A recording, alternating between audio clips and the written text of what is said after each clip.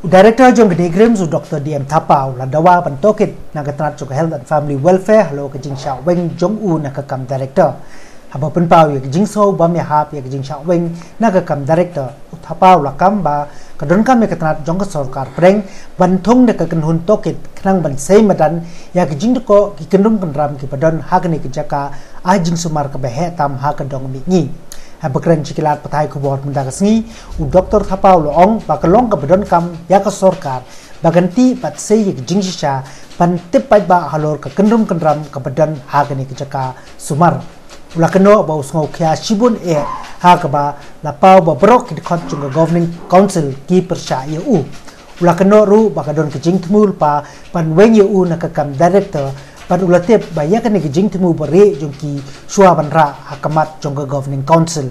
Ulakam ru ba omla bancuweng ya ubre no kakam klem highlight u ban peni yakinnya. So this was the committee, this was the meeting which we have conducted, the 13th governing council meeting on 14th October 2019. Okay, and we told them that this is the institute, how it look like, and this is bird eye view of the hospital. The first agenda was to confirm the minutes of the meeting, which was earlier held.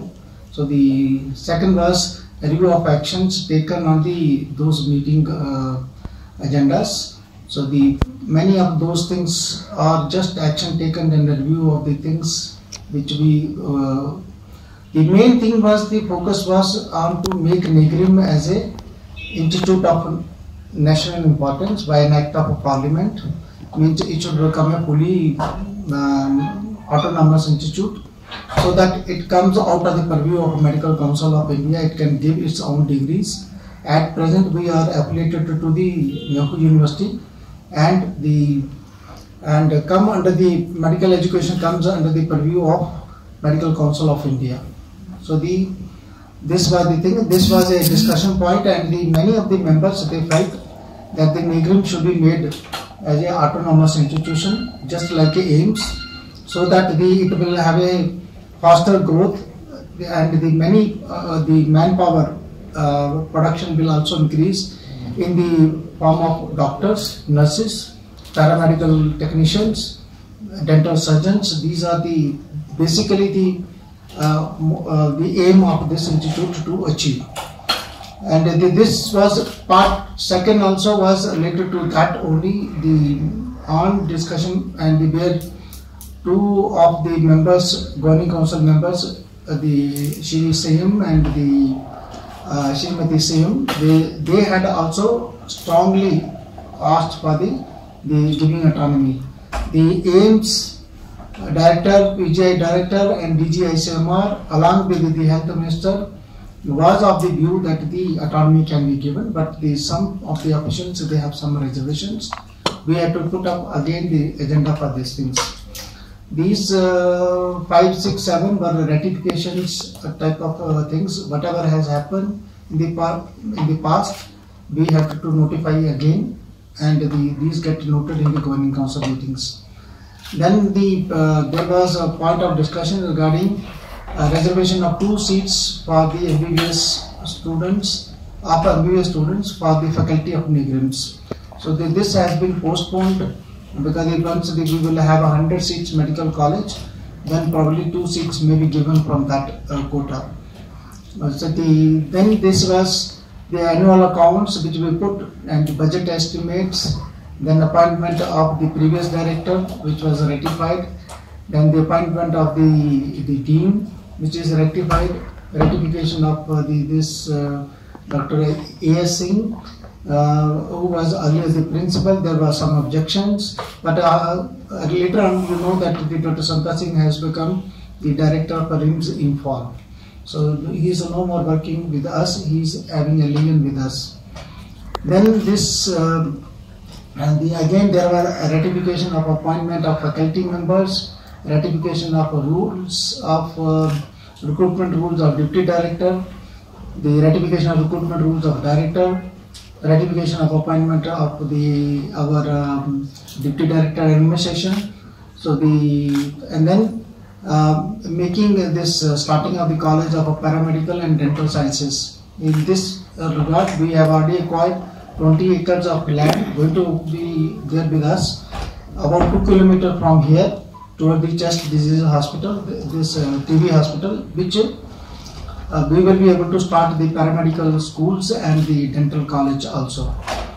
So this is we are going to have, because the 20 acres of land, once we acquire it, then the construction process will start from that place. If a director has erred in the execution of some works in the institute, okay, so you could see, you can give me an example of any director who in the past has done this much of work. So the governing council members, probably few of them, they were misled the governing council. So naturally the honorable Union Minister of Health and Family Welfare will go with the wind, whatever wind is blowing.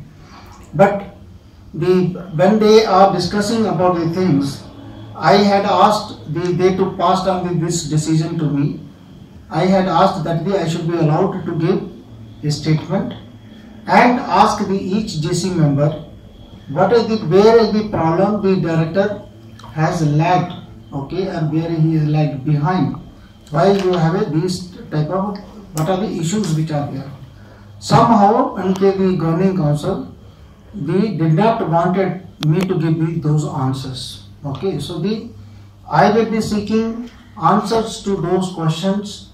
So that I don't want to stick to this chair. I tell you, there is no question of my staying in a place or in an institute where the chair does not have have said to me that you have to leave this institute. Okay, so but I don't want to go with a mud on my face or a blot on my face. I wanted, because I have also a image of integrity and honesty. Let people prove it that my honesty and integrity has been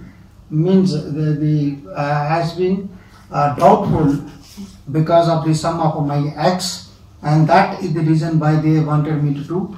So they have to give me some kind of a room to explain it.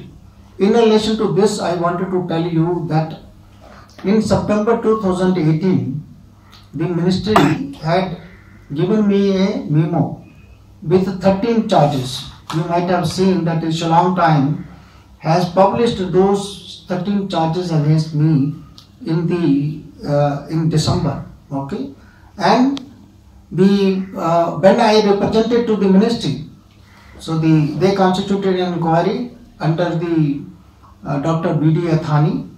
Okay, he is a consultant, and he conducted the inquiry in the January and February. After the inquiry, I was exonerated of all the charges, and these whole papers were submitted to the commission, which have noted the things in the April 2019. When in April 2019 I have been exonerated of all the charges, so what had happened in the next 4 or 5 months? In the April, what happened you know very well. On 30th April, there was a seizure of cardiac equipment, stents, pacemakers and devices. So these were captured by the vigilance officer. Okay, these items were seized. They were of the tune of 30 lakh rupees. So there was no valid document with the concerned private vendor, that is Sanju Pharmacy, to bring it inside the cath lab. Okay, so and she claims that she has been supplying the same type of things for last 2 years or so. Okay, after the capture of these seized items, there were 2 FIRs were lodged against the current director.